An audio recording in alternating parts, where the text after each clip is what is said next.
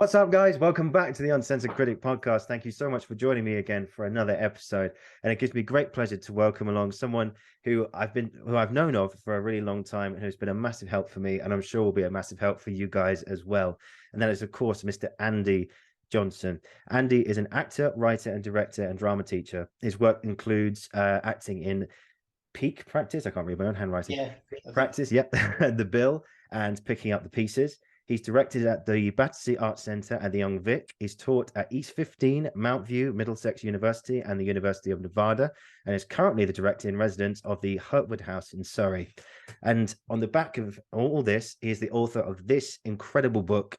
For anyone who's listening on Spotify or Apple, it's the Excellent Audition Guide: How to Do Fantastic Auditions, give great interviews, prepare amazing monologues, and get into drama school. The link to Nick Hearn books is below, and Andy has it on his mug as well, his coffee mug, I should say. And on the back here, it also says a little bit more about Andy. Said he started his career in stand-up comedy before going to write, act, and direct for stage and screen. He was a writer and performer for the BBC's BAFTA award-winning Short Change, has won a Fringe First and numerous other awards for his productions at the Edinburgh Fringe Festival. Distilled from years of experience as a coach and a mentor, his system for preparing for auditions has helped over 300 young actors to win places at the UK's top drama school. And when you get the book, there's a lot of reviews inside, on the front, and on the back. And one in particular says, "There's only one book in the world I would read about getting into drama school and doing good auditions, and it's this one." And that was left by Vanessa Kirby, who you might know as Princess Margaret from The Crown on Netflix, as well as Mission Impossible. So, Andy, hello. How are you, I'm mate? flushing now. It's years since I wrote all that. Hearing it again, I feel a bit embarrassed. It's kind of What are you embarrassed about? Nothing I just it's like watching your life float by. Suddenly, mentally went back to standing on stage at the Comedy Store at sort of 3 a.m. It was like quite Really? scary. Yeah. What was that like? Well, the tryout was quite scary. And it was at 3 a.m. and there were people with plastic traffic cones on their heads and takeaway curry all down their shirts, shouting offences. But it went all right, actually. Then I did quite a few gigs there in the end, proper ones. But I didn't know what I was doing, so that was great. And a lot of, if you don't know what you're doing, he's kind of a lot less scary than suddenly you're in this environment where Paul Merton's next and Julian Teneri's next and things. I'm not. Oh God, I'm that old. Oh my God, yeah. Wow. I mean, I've always thought about stand-up comedy. I haven't tried it. I don't think I ever will. But just the way of making your words work. For me, I did it because I was trying to get an equity card, and back then you couldn't get a job without an equity card, but you couldn't have an equity card without a job. And there was one way in through the cabaret circuit. You could get a provisional card. And a mate of mine had broken his leg, got bored, wrote to all the comedy venues and said, "This guy's amazing. He's brilliant in Liverpool," which I wasn't. I'd never performed there. Oh yeah. And then so all of a sudden I started getting these phone calls, and I didn't even have any material. But the kind of part of that was great because I didn't know the pecking order or the rules or anything. So yeah, and it was truly alternative. I used to do impressions of turtles. Of turtles? Do you want to see one? Yeah, go on. Anyone, you have to get that on YouTube. Anyone watching on Apple and Spotify, check over to YouTube now and just watch that little bit there. That was brilliant. Also, yeah, I forgot to say, your book, Excellent Audition Guide, there is an updated version coming in the new year. You were just telling me about. Yeah, well, that's just sort of to include all the changes since COVID and how to make a self-tape and how not to panic about making a self-tape. And a great tip Vanessa Kirby gave me, finally, was to say, make the camera your best friend instead of an enemy or something scary. And just all sorts of little tips like that and framing it and but I think all the drama schools have got lots of little tips now that they give as well. Yeah, I was in that boat because I applied for drama school late 2019, and I've been to drama school. I went to GSA, and I got in, but I had to, my audition, and my original one was in April 2020, but of course that got pulled. So they said send in a tape. And I thought, oh God, I've never done one before. But luckily, I had the help of our mutual friend, Katie Heath, to help me through that. And yeah, shout out to Katie. I hope you're well. Yeah, it was a odd experience, like, and watching yourself back for the first time, that was tricky. Yeah. And it was like, I'm used to it now, but it was like, Yeah. oh God. I mean, there's a lot of really big famous actors who just don't watch their stuff. Yeah, I think Bill Nye is one of them. I Yeah, think. yeah. Yeah, And yeah, you can see why, but no, no, everyone, we are usually, unless you're really stupid, our worst critics. We ourselves are, and it's, yeah. a lot of the book is, and what I teach in this my teaching room. I tried to make it friendly, but it just looks mad, I think. No, that's great. Oh, I'm still there. Yeah, yeah. Can you still hear me? Yeah. Oh, because that's. Did you see it? Yes. Oh, because this camera's not working. It's my camera on my computer. Okay. Yeah. Yeah. What the Yeah. hell? It's working, yeah. Yeah. It's working. I can hear and see. It's all good. Okay. All So good. yeah, that's kind of a lot of what I work with is people's heads, and Mm, basically I try to identify and eliminate all the things which really fucked up my career when I was an actor, because I mm, was always thinking too much, especially on the screen. mm. Theatre was kind of better because you got more time and more going at it. But yeah, it's just when you're doing something, then that voice starts talking to you. Yeah. You're Yeah. getting this all wrong. Oh, look, you're not connected to that at all, are you? Oh yeah, why is that? Is that because you're talking to me? Yeah. Yeah, it is actually. You Yeah. look really stupid with your hand like they're there. How are you going to get that back down without anyone noticing? You just. Yeah, yeah. It's So like. I mean, that's the demon. That's the voice that we train ourselves to listen to. It's the smallest, meanest voice inside you that does not want you to do well, but it's Mm, also got the largest, most attractive voice. mm, Um, yeah. and so a lot of what I do is get people to recognize when that's happening, not punish themselves, but just try and banish it. Yeah. Usually Yeah. keep an imaginary toy gun and shoot it like that. I mean, they pop back up like tin ducks at a shabby seaside fun fair, but the more you shoot them, the longer they stay down. That's a very good way of looking at it, actually. That's really, really Yeah. good. So yeah, it's just that's definitely one thing I want to talk about a lot today is and I said to you before we came on, I've reread your book in preparation for You today. fool. No, I forgot what a lovely read it was, and it's so weird, like going back to it after been to drama school, and it's like, oh wow, it's like rereading and just reminding myself of all those times. But before we get into that, one question I like to start off with is the beginning of the journey. So where did your love of acting and being involved in the art start for you? Where did it come from? I don't know. It I drifted happened along one a day. lot. Well, my parents used to run pubs, and then we had a shop and a post office in Redditch, and I'd left college, and eventually I got to about 21, and my sister said to me, "Andy, do you think you ought to go to university or something?" And I went, "Oh, uh, yeah." Oh no, this was before. Sorry, I went, and I went, "Oh, yeah, I guess I should." And so I applied to three, and one was a place called Crewe and Alsager College of Higher Education, big Mm. up Crewe and Alsager. And I got in. I thought, well, I don't need to apply anywhere else. I was stupid. I was young, and so I went there, and it was staggering. It was like a place for. It was called a combined studies in creative arts. So you could do painting, theatre, and I did. I can't remember now, but I mostly did theatre. But we used to get all sorts of alternative companies to come in, like God, Hesitate and Demonstrate, Theatre Exchange. I mean, they've all gone now, but it was just mad. I mean, I can remember we had 6 weeks at the end of summer, and at one point we formed this group, and everyone was doing like Stanislavski-based auto, and we just called ourselves S-Tits, and we just sort of parade into the dining room, tie somebody to their chair, take their lunch out, and bury it under a tree. So it was mad, but there's some really talented people come out of there, like Cornelia Parker, the sculptor, was the artist in residence. Heather Ackroyd, famous artist. Mm. My mate Adrian Rawlins, the actor.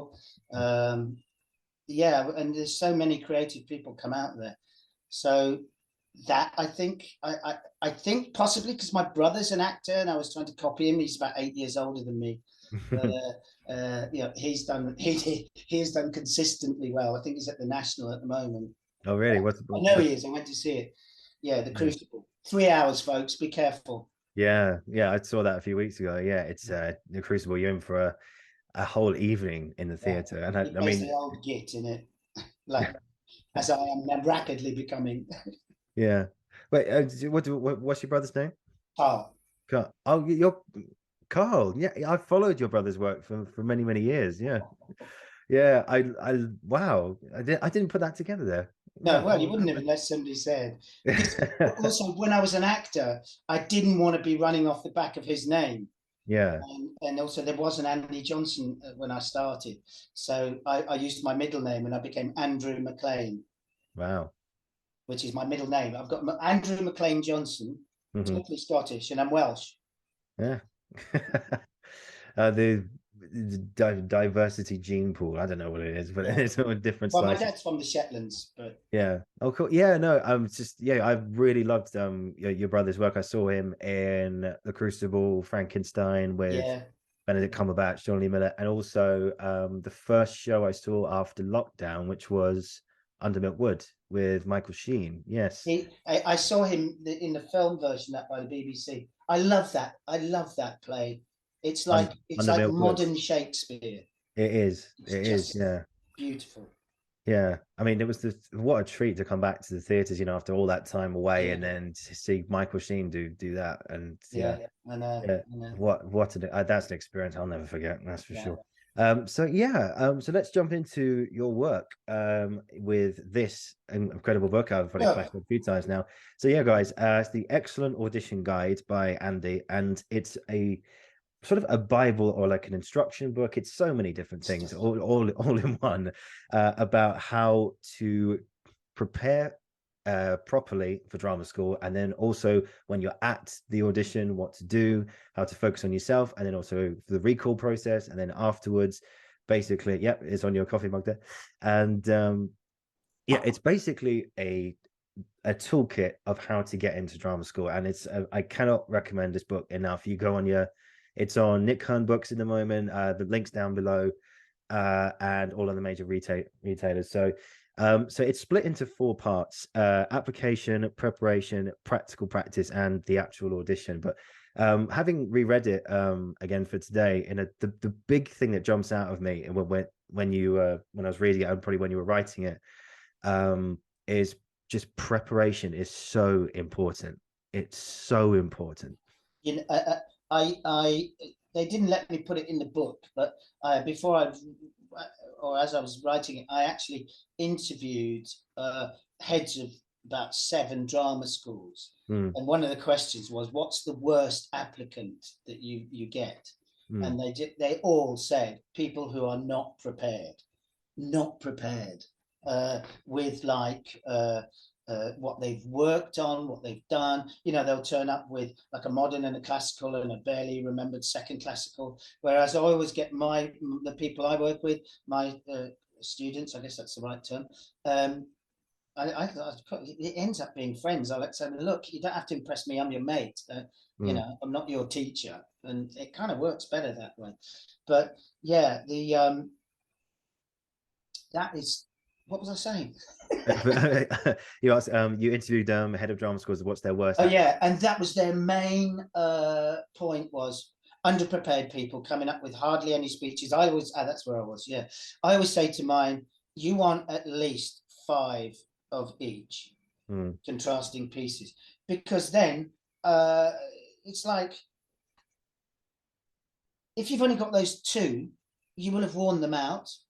And so, or if you get a couple of auditions and don't go so well, or somebody at an audition says that's not really for you, or that's not a good, you're kind of like, then that whole thing is done. And also say nowadays it'll be at a recall or a Zoom, because it's all self tapes. Sometimes they do say, "Have you got anything else?" And if you can go, "Yeah, I've got this, that, and this," you are someone who is committed to the craft, committed to the art, serving the work, and also serving the listener, the viewer, the audience, you know, Yeah. the panel even, rather than your ego or your laziness or your panic or your doubt and your fear. And that's the brilliant thing about acting and performing and the theatre in general. You know, you serve people, and sometimes we give medicine for the soul, because it distracts and transports and translates people from maybe their great everyday life or their crappy everyday life or problems that they're going through. They all turn up and go, especially to a theatre. I mean, not ruling out the screen either, but you know, everyone gathers together and they're waiting, and then these people come out and transport us to another world and show us maybe why we do and say the things we do and how other people interact, and at the same time maybe we laugh a bit or get scared.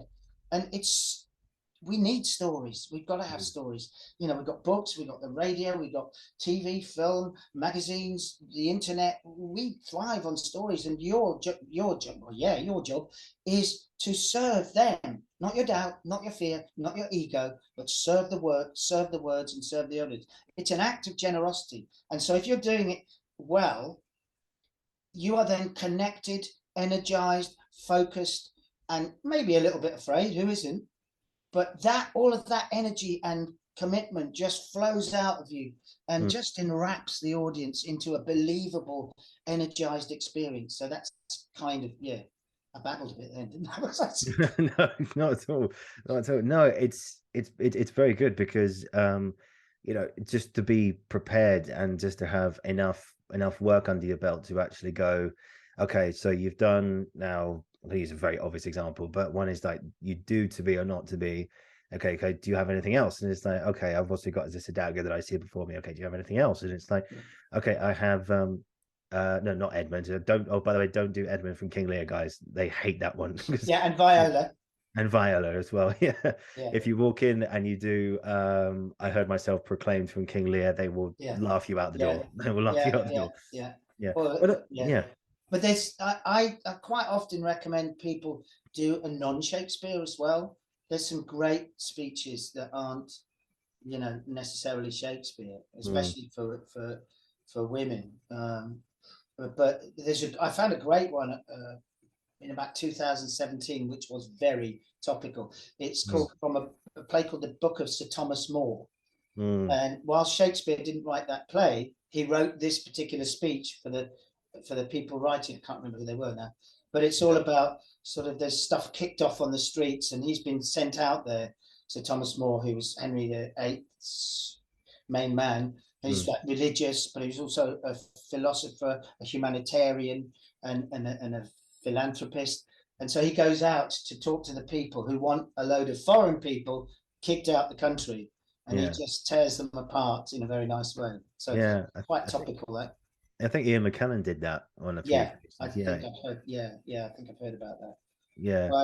But so there are loads more choices other than just a Shakespeare, you know. And I think you if you've got other speeches, you can use them as punch bags to work on with technique without punching the hell out of your own main speeches, you know.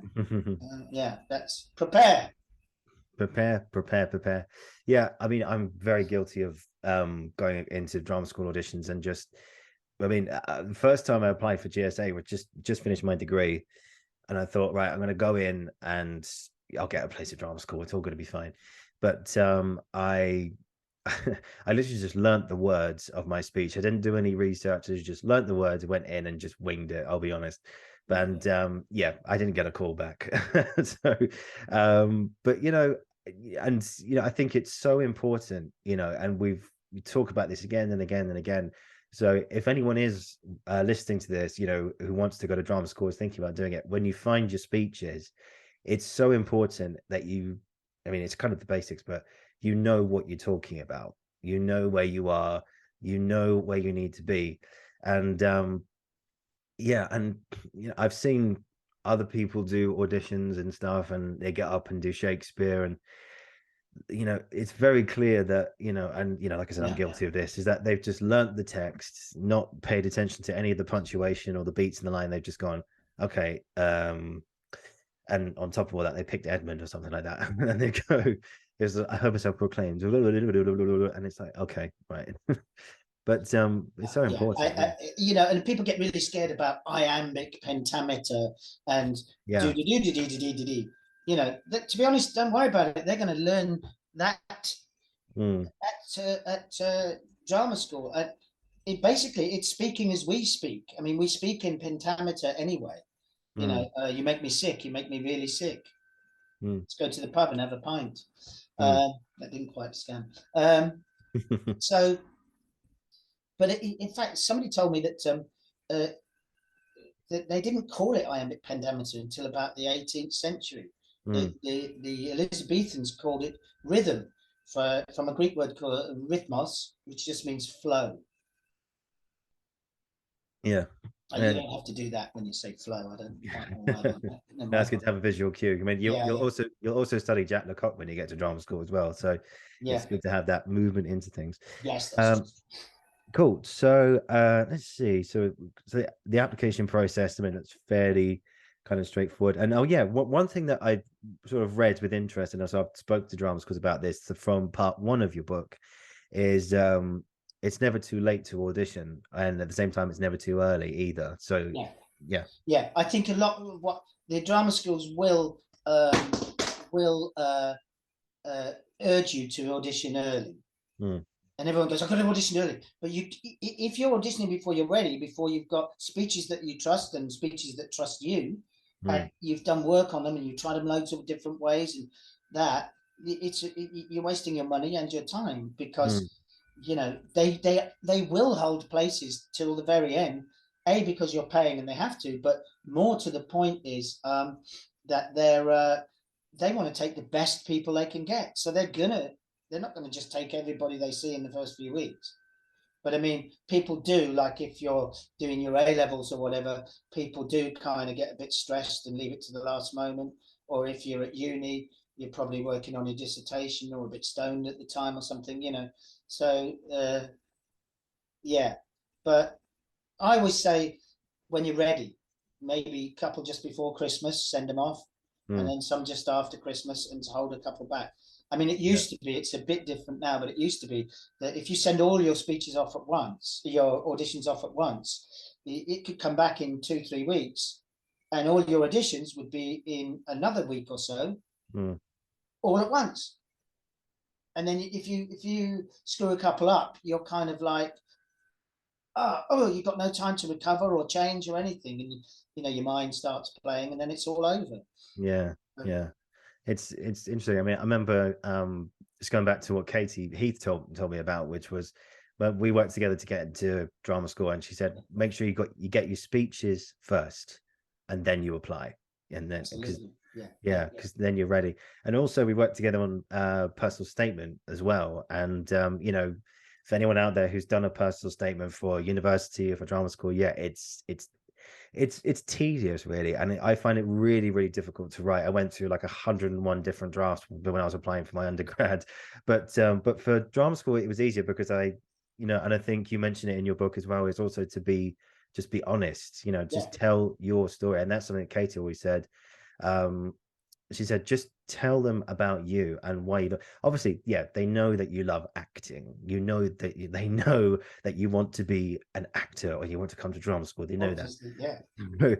But what is it about acting that makes you want to do it? And it was all these really good questions, and so what would your advice on personal statements be from, and it's in your book, but thinking about it now. Well, I mean, I you know, I can't put it all in the book anyway, so there's different. But and that goes back to what I was babbling on about earlier, about serving the audience, and theatre and writing and literature tells us who we are, and helps us to feel something about who we are or who other people are. But it's a service, you know, and that's what's magnetic and interesting to me, is the function of theatre, the telling of stories. And like, you know, you get so many people going, I just love being in front of an audience and then making them really happy, and I love to become a character. Well, you can't become a character because you're you. You can maybe take on the situation and the needs and the wants and the deeds and the words, the ideas of another character, but you've got to be you first. We need to see you. not you doing things. I mean, I don't give a shit about watching somebody feel something that's on stage. I just want to know, A, what happens next, because I want the story, and B, to be able to trust and believe and embrace that what's coming out of that character, rather than them trying to look like they're acting, or doing a funny voice because it makes me feel like I'm acting, or having something in front of them like I just got. So that, you know, you can hide. And that's the real thing about acting, I think, is to be vulnerable and open, and you be true. It's all you can do. And I think that feels kind of spooky. It's why people do sort of stick their chins forward, or have a funny voice, or move around a lot. I'm not saying stay still, but you know, they kind of it makes them feel better, safer. I would say, I think, can't remember. I think somebody told me this. I wish I'd made it up. But if you feel awkward, you're probably getting it right. Yeah, and I was got caught in that trap of like trying to give more, and you know, try to what if I moved around a little bit more? What if I gave more looks and stuff like that? And it's like, well, I think you only do that if the text prompts you there in the first place. And also, your job is to serve the words, serve the story, serve the audience. Just get to the truth. Not your doubts, not your fears. I mean, it's an easy thing for me to say, but a long lesson to learn.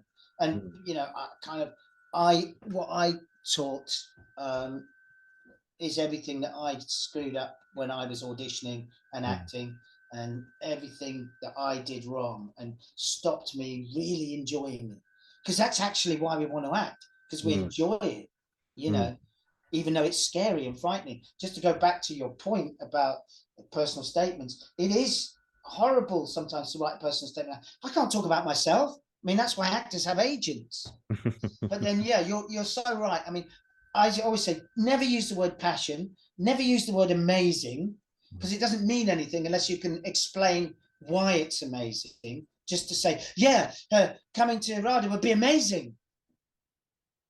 You know, why? I don't know. Why do you want to come to RADA? Well, it's RADA. Why do you want to come to Lambda? Well, it's Lambda. Do you want to go to ASDA? Yeah, where's that? You know, it's like, so your personal statement, really, you need to have had a look around and maybe gone to see some shows at these drama schools and know what they are and what they do. Now, most drama schools do the same thing. They may just have different routes. But what I say to my people that I work with is, okay, here's your personal statement. I want 10 lines to look at. Write it as if you're sending it off, but I will look at it first for you. And the 2 questions to answer: 5 lines on why you want to be an actor, and 5 lines on why you want to train at a drama school.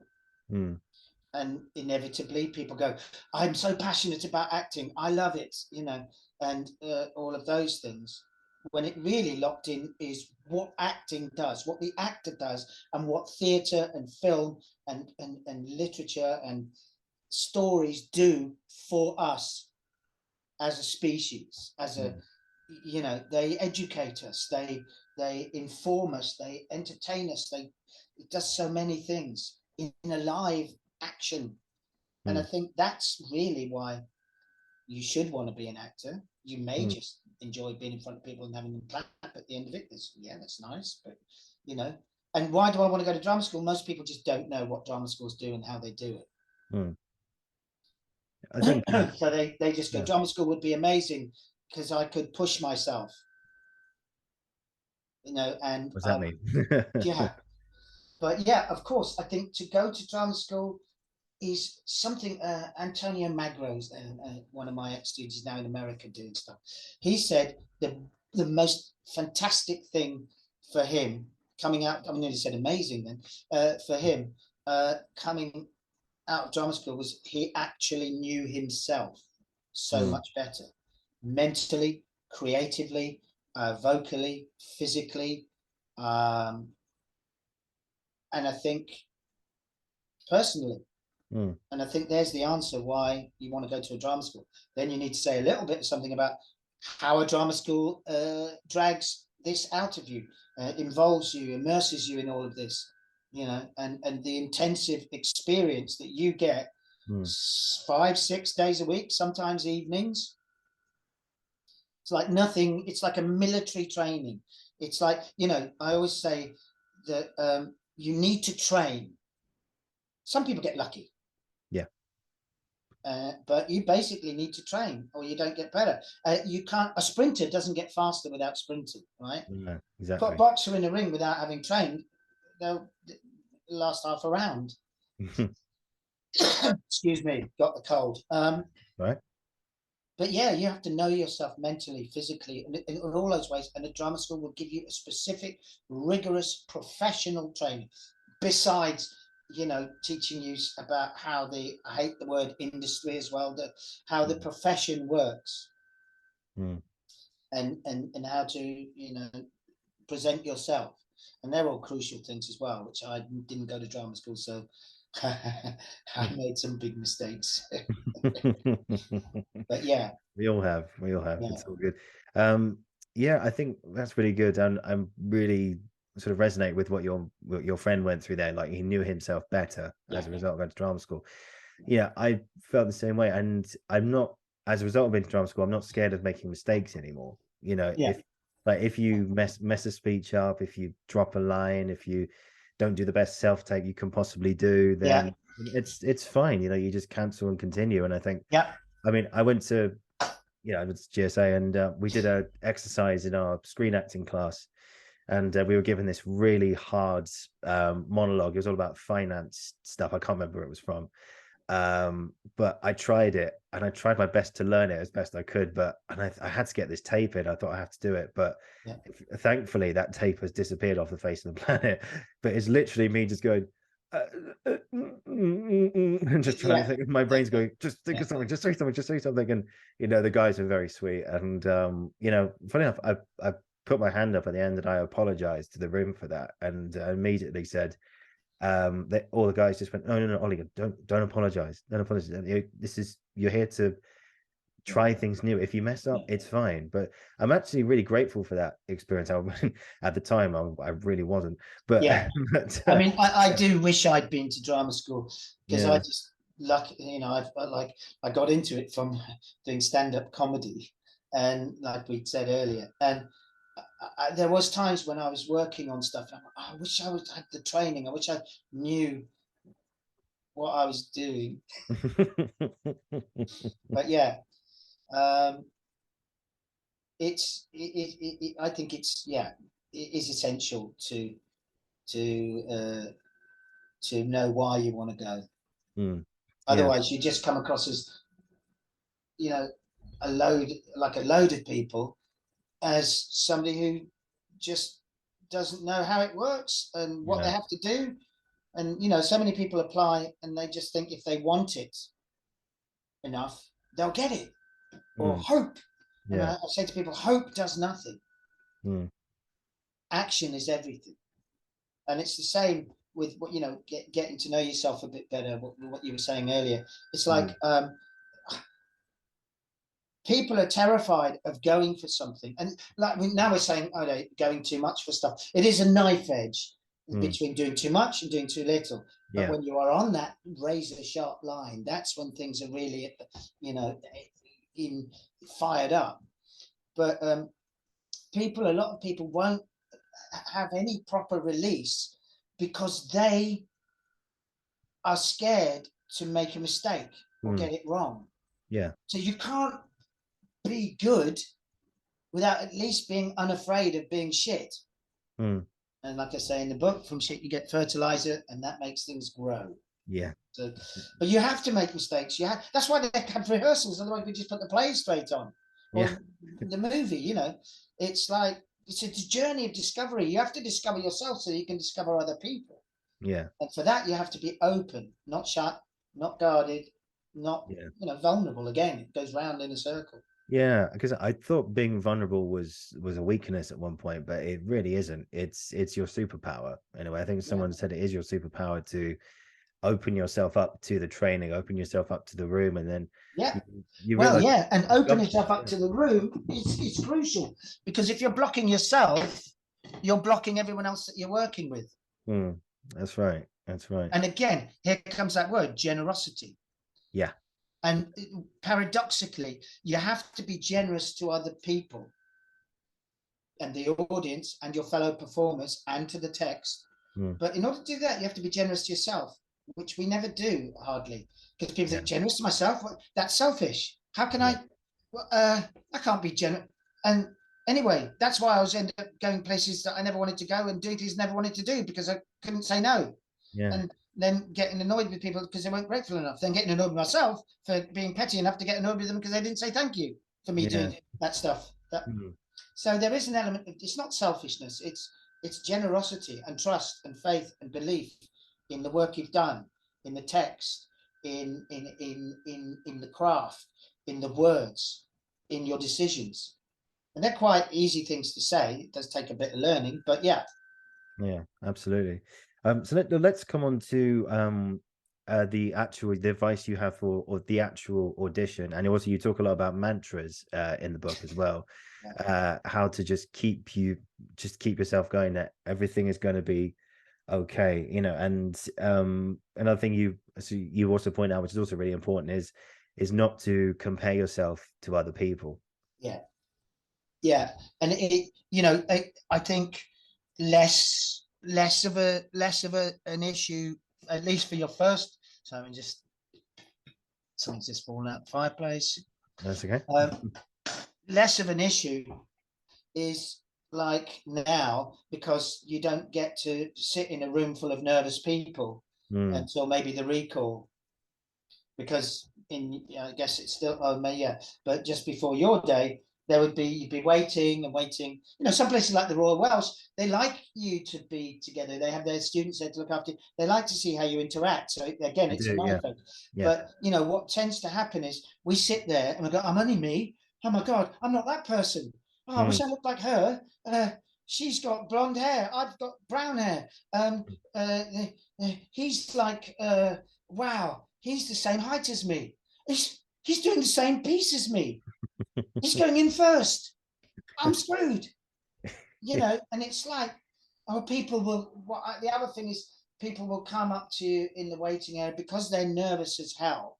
Understandably, fear is Darwinian. We're all scared, and acting is. That's why people get stage fright and adrenaline, which it releases, which is great. You shouldn't be frightened of that. That's why we invented stealing cars and bungee jumping. But some people are so nervous that they want to offload it onto everyone. So they'll come up and they go, I'm really fucking scared of you. Yeah, I'm nervous. I'm so nervous. No. I think of chapters. Yeah, I actually have. Here, smell this. It's real poo. And they're kind of trying to either terrify you so that they feel better about themselves being terrified, or trying to offload their terror. But you don't need to do that. You've got nerves. Embrace your nerves. Embrace your fear. In fact, one of the mantras is make fear your friend. Yeah. Because it is nerve-wracking being judged and on display. But this is what you want to do. This is what you love. This is what you enjoy. And that's a new thing I've gotten into now is, you've got to learn somewhere along the line to enjoy this, not beat yourself up, not talk to the demon, not be depressed and upset, about not getting it. This is what you want to do. This is what you enjoy. In fact, can I go in a little loop? Yeah, of course. A little story.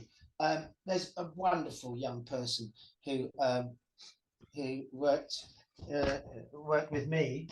In fact, she crocheted that for me. She's great at cakes.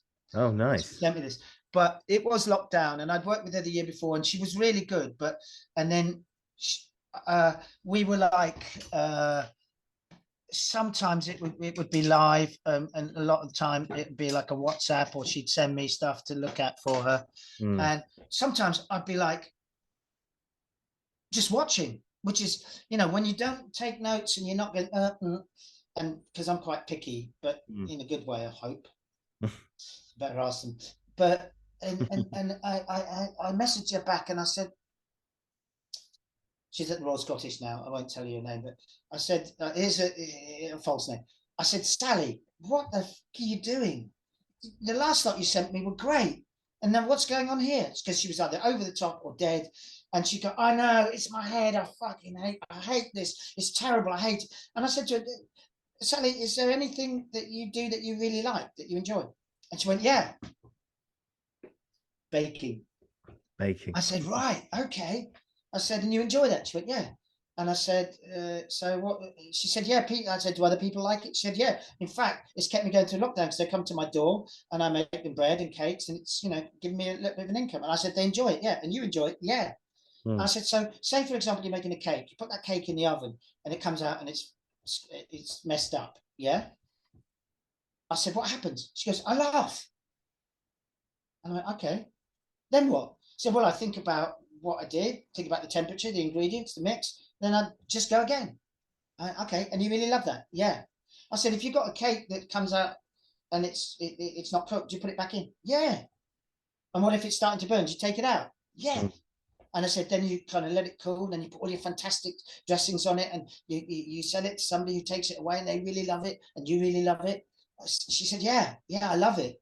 I said, well, why can't you do that with your acting? And she was like, and like within, I don't know, I mean, it doesn't work for everybody, obviously, but within a couple of months, she'd got a place at the Royal Scottish. Yeah. I'm not saying because of that story, but what I'm saying is don't forget that this is what you like, this is what you enjoy, this is what you want to do with your life. So even the mistakes and the pressure and the, you know, you've got to sort of embrace that. You know, that's a really, really cool analogy about that. You know, you get so caught up, and I think even in the audition room yourself, sometimes you do a line and then subconsciously your demon, as you say, is going, oh, well, that wasn't very good, was it? And it's like, oh, shush, go away. Exactly. Yeah. What I say is you need to cultivate the other ghost that's in you, or of the many, which is kind of we never talk to, which is our friend. And you need to pull them out and make them exist. And they are your friend. Obviously, they're your friend and they're your monitor, if you like. And they're strict. If you screw up, they'll go, fix it, bitch. It'll sting. And then they'll say, but move on. Yeah. Whereas the demon will go, oh, you made another mistake. You're not really connected. You're not very good at this anyway, are you? You go, no, I'm not. And you know, it's all about connection. Connection, mental, physical, vocal, visual, whatever. And also you need to connect to yourself before you can connect to the wants, the needs, the deeds, and the words and the character. And if you're talking to the demon, that much of your brain, and I felt this when I was acting, is kind of engaged with shit. Yeah. And so that's all we can see of you. Yeah. So, but the more you get rid of that demon, the more we can, I mean, it's still there. It never goes away completely, obviously, otherwise you wouldn't be human. Yeah. But that monitor, that friend, not your judge, not your demon. Exactly. Strict, but good. Yeah. It's good to have like some tough love for yourself in a way, that even though the lessons are harsh, but yet, you know, just make sure you know, was like remind yourself that you've got your own back as well and everything. One thing you mentioned, I'm just very aware at the time. I know you've got other places and other things to do today. Well, we can, work that one. That's okay. Yeah. So you mentioned also about how to keep the focus between so say if you go to an audition and you get a recall, you know, keep going back to the speeches, keep that focus. Yes, yeah. I mean, it's great that you've got a recall, but what you've got to understand is so have all the other people who've got a recall. Yeah. And there's two of them. You know, I think usually if you recalled, it means you have some chance, some good chance of getting in, you know. But if you sit back and go, then no.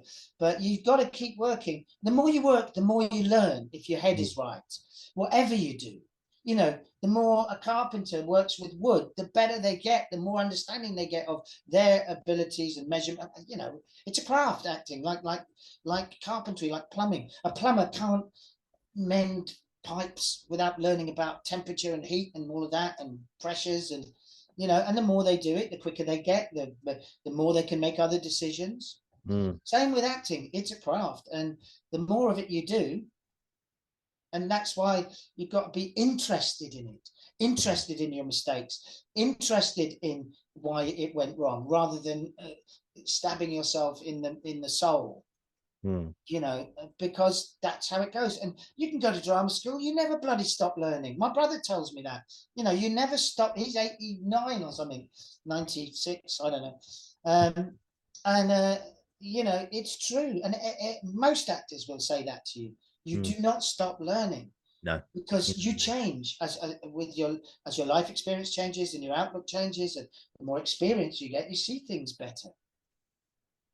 You do. You change it, and you know, you see things from a different perspective, and how, you know, and it's funny because I remember reading your book many years ago and just thinking about going for drama school the first time.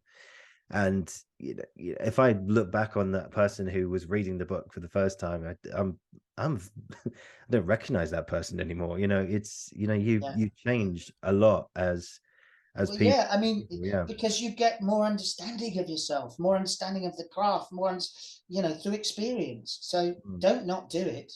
Yeah, it's scary exactly. doing stuff for yourself on your own as well, but not quite as scary as doing an audition, I guess. I don't know. I think you also mentioned about how to embrace the energy of the audition room as well, you know, because you go in there, you're full of fear and, you know, and nerves, but the energy in the room is there to help you, because I think the people on the other side of the panel, they want you to succeed. They're not they're not there going, we want you to pay all this money for this audition.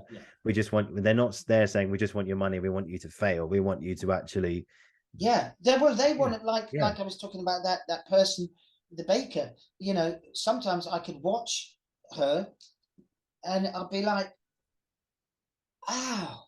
And sometimes if you're focused and connected and committed, you don't even have to put a great performance in an audition, because if you draw the audience in and they're just watching, it can have been not brilliant, but you've absorbed them, and then you come out and you go, oh, that 2 minutes went quite quick, when normally 2 minutes goes really slow if you've been watching 48 auditions, you know.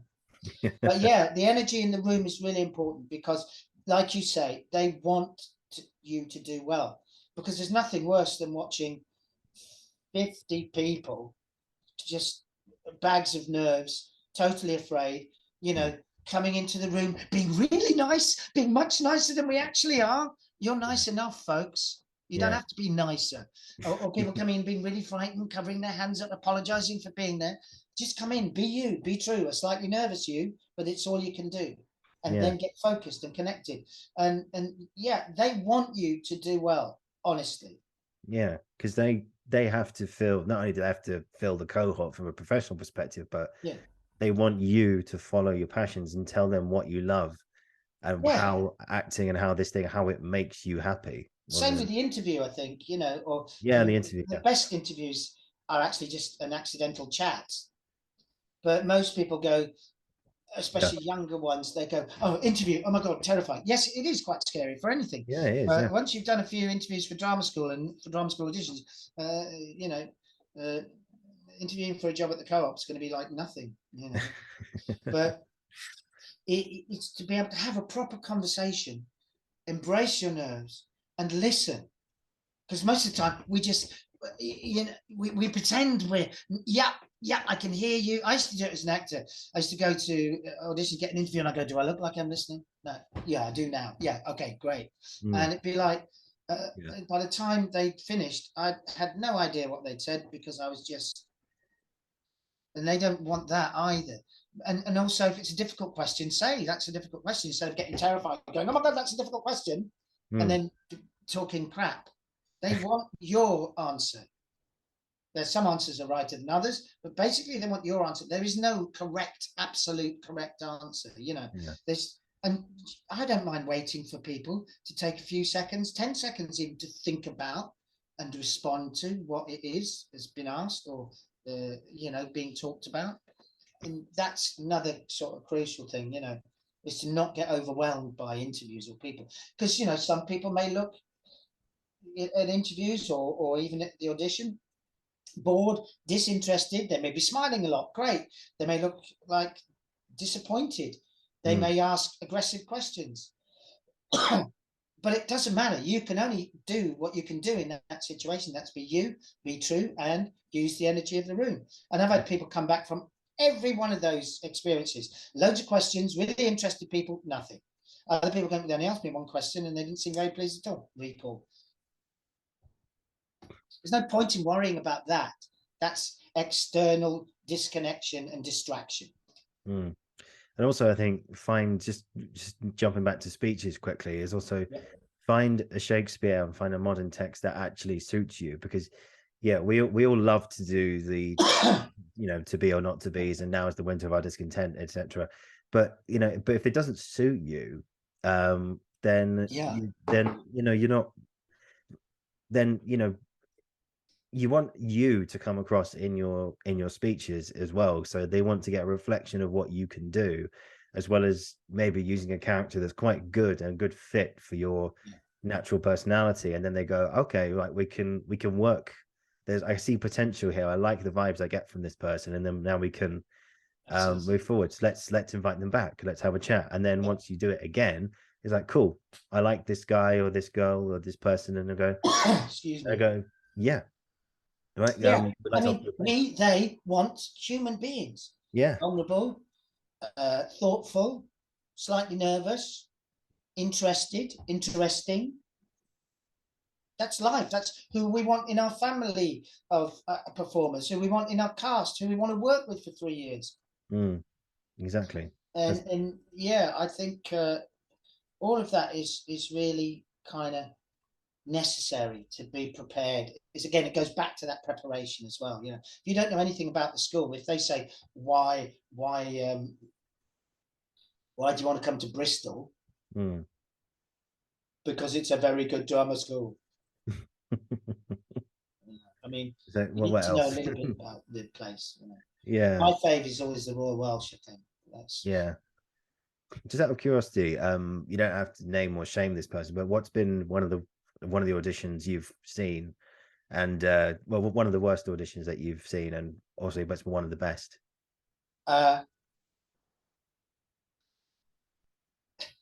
You don't have to name and shame anyone. Just Well, you get lots of people, especially some people will come and they're terrible. I know, to go through their stuff. I'll never say somebody's terrible, because I leave that to drama school teachers. But what I will do is work them out of that mindset or that acting technique or whatever it is, or their nerves, and hopefully then open them out to a better sense of being in a room with somebody and doing your work and being you. But basically it comes back to an underprepared person who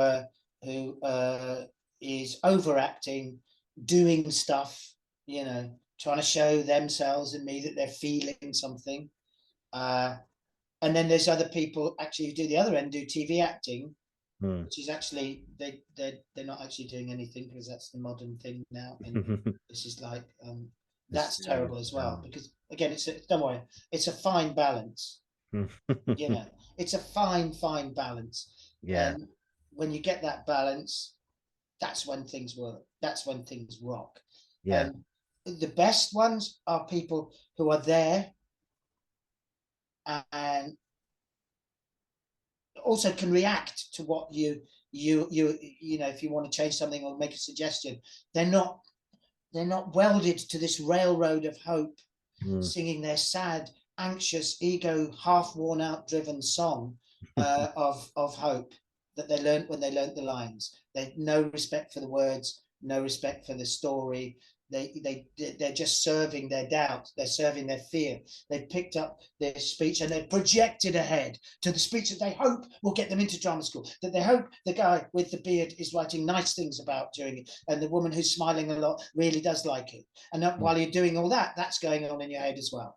So you're nowhere near doing any acting. So the best people are people who can walk in the room, maybe even make mistakes, but just connect to themselves, to the room, to the moment, to the place that their character is in. Maybe it's a field or a castle, and to connect to the characters that are around them, and the words and the thoughts and the needs and the deeds of those people, and energize them and bring them out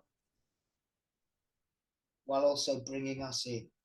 Yeah, and connect to the outside world and connect with each other. Yeah, I mean, like I said earlier, I've watched people who they've done nothing fantastic.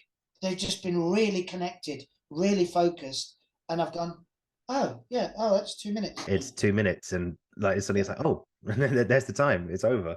Absolutely. So yeah, 2 minutes when you're doing an audition is a long time for the audition but for the auditioner, it's the other way around. It's a short time for the auditionee, but for the auditioner, it's a long time, because especially if you've seen a load that day, because time goes really slowly, because we're watching you with all the intensity and focus that we would watch a 2-3 hour show condensed into 2 minutes. So if you stay in the same tone, the same energy, the same, oh, here's my serious acting, I'm going to be upset. Now I'm going to do my upset acting. Now I'm very good at upset acting. And in fact, what happens then is, no matter how tragic the situations of the character is, like, you know, their husband's run off with a horse and the car's fallen in through a melt hole in the ground, and all the kids have left home, or you know, could be the same for a bloke, you know, if you carry on being sad, pretty soon it becomes a bit of a whinge, and then a bit of a whine, and then pretty soon all we can hear is, and we just want to get up and go, cheer the bloody hell up. I use another word there, but didn't quite have the courage. So, you know, you do need change. Change is good. Can't force it either. Again, it's one of those sort of things I keep saying, yeah, you need to be this, but don't do it. You know, when I'm directing shows, it's like, yeah, do it blue, but be green. And it's so, but everything is a knife edge between too much, like I said before, or too little, or, you know, we don't necessarily want people to see how upset we are. In fact, there's loads of things that we don't want them to know how angry we are with them. So maybe we'll just smile, but at the same time, it's those feelings on the inside there. If you're showing them on the outside, you're probably doing too much. And what you've got to be feeling it in the gut feeling, gut instinct, have the guts. It's all down here and in there. But if you're trying to demonstrate it, probably it's not so good. Yeah, you mentioned also in the book that's a good lead on to, don't use an acting voice in inverted commas. Yeah. So quite often people will make their voice go a little bit higher because it makes them feel like they're acting and they're not being them. But like I said, we want you to be you, being infected, probably the wrong word after a pandemic, by the thoughts, the needs, the deeds, the ideas of the character and the situation of the character. That should change you. And if you've worked with words and learned words and not sounds, that you will be able to not know what you're going to say next, because you know it well enough, or trust what you're going to say next, because, you know, the character doesn't even know they're in an audition. No, they don't. They're probably a little moment in their life, and suddenly they're in this audition room with people watching. And you also made a good point about for soliloquies. You know, a lot of people use soliloquies for audition speeches and stuff. And you said to create find the connection with another person. Obviously, you're up there by yourself. You know, create that scene partner in front of you. You know, absolutely. Yeah, I think it's. I used to say, see a face, don't see space. And, you know, even if that's somebody who you dislike, love, fancy, or someone you know, you can put them in there if that image of them is suitable. Yeah. Or you can create your own. And it is about creating the world of the character. And there's two worlds. There's the mental and physical world, and then there's a geographical world as well. You know, what room am I in? What time is it? Do I need a wee? Where have I just been? Because then you start to connect to that as you start your speech. So already you enter a room or a place or a space of somebody else, and you can. So then you're not in the deadly audition room or in front of the deadly audition camera. And as you go into that, we go into that with you, because we want you to give us the story. And if you're doing it well, we love you. Yeah, that's all you got to do. Easy. I really find it interesting how you know, how to prepare. I know we talked about preparing for the audition, you know, it's so key, but I always find that funny enough, before my driving test, actually, Don't talk to me about driving tests. Okay, no, I won't. 4 times. 4 times. Yeah. But a piece of advice I was given was, and I think it applies to drama school auditions as well, is you know, don't practice like with 24 hours before the audition or for the test. You know, don't get in the car for 24 hours beforehand, or don't go through your speeches 24 at least 24 hours before the audition. You need time just to clear your head and just trust that the words are there and you've put all the work in. I think that's correct. If your preparation has been thorough and good and interested in it, rather than interested in yourself, interested in the words, the story, the craft, and if your prep has been good, you can apply that kind of edict. But sometimes you have to, you know, because we all think in different ways, and God knows we all think too much. And I think that might work better for some people than others, but it certainly could be a plan. But only a plan if your prep has been good and you've explored the words and explored the speeches in loads of different ways. You know, you don't put yourself under the pressure of getting it right straight away. You've been places. You know, you've tried it. If it's sad, you've tried it happy, slowly, slyly, saucily, stupidly, any words beginning with S. But I think then if they ask you, can you do it as if you were a chicken on going shopping, you probably could, because you've probably been there, you know. But otherwise you're on that railway that you can't get off, because that's what the pattern, the tune, the hope that you learned. I think just finally, in terms of like the sort of the mechanics of the audition as well, I think a big word is just to enjoy it as well. Just enjoy yourself when you do it. Well, I refer you back to the cake story. So, you know, it is. And we forget so easily that this is what we want to do. This is what we love doing. This is what we enjoy doing. Yeah. You know, and then we've all got things we like to do. But this is what we've decided, maybe if you're auditioning to do as a life decision for the rest of your life. So again, serious preparation is required for a life decision, and it won't just happen. But yeah, you also got to try and enjoy it. So you know, when they have improvisations and stuff in group auditions and recalls and stuff, you've got to go for it, and you've got to be ready to make a fool of yourself and get it wrong. And quite often with movement things and stuff like that, it's quite often that they want to see if you're just into the work and into messing it up as much as getting it dead right. Because you want a freedom of spirit. So even if you're doing something that you're finding difficult, or you're not as good as Dave, or Sarah's better than you, don't compare yourself to them. Jump into the work. And just enjoy it, and just enjoy yourself, and don't be scared to make a fool of yourself. I think absolutely. They need that. They want that. They want spirited people. They don't want idiots or people who are deliberately making a fool of themselves to say, hey, I'm making a fool of myself. Which you might get a couple of now and again. But yeah, you know, it's all kinds of people. And like I said before, don't compare, don't judge, do the work. And that's it. That's where you got to enjoy yourself. Andy, this has been so much fun. Thank you so much for your time. I really appreciate it. So just to finish on, this is a final question I ask all my guests. In your career, you know, acting, writing, directing, what today, what's been an experience that you've had that you'll never ever forget? Devising a show at Mount View with the students, taking it up to Edinburgh and getting Fringe First was just, I didn't expect anything, because the show was nuts. I mean, bonkers. And that, I think, also doing a little thing I did for the BBC on a thing called Short Change, being an investigator for the kids' TV show, a guy called Bob Target, on target for you. Can't even wink the right way. Fantastic, Andy. This has been so much fun. Thank you so much for your time. I'll say goodbye to you one-to-one. I'll finish the recording now. If you just hang on, I'll say goodbye to you one-to-one. But guys, wow, I don't know what to say. Thank you, Andy. This has been so much fun. Thank you for watching. Thank you for listening. This has been the Uncensored Critic podcast, and I will be back soon. Once again, Andy Johnson. Thank you, sir. Thank you so much for having me.